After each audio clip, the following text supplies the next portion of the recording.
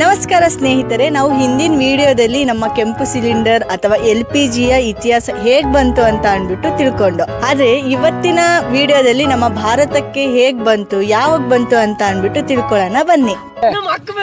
ಭಾರತದಲ್ಲಿ LPG ಕ್ರಾಂತಿ ಶುರುವಾಗಿದ್ದು 1955ರಲ್ಲಿ. ಅದು ಮುಂಬೈನಲ್ಲಿರುವ ಬರ್ಮಾ ಸೇಲ್ ಅನ್ನೋ ಒಂದು ಕಂಪನಿ ಮೊದಲ ಬಾರಿಗೆ ಅಡುಗೆ ಅನಿಲ ಪರಿಚಯಿಸಿತು ನಮ್ಮ ಭಾರತಕ್ಕೆ. ಆಗ ಅದರ ಹೆಸರು ಬರ್ಷನ್ ಅಂತ ಇತ್ತು.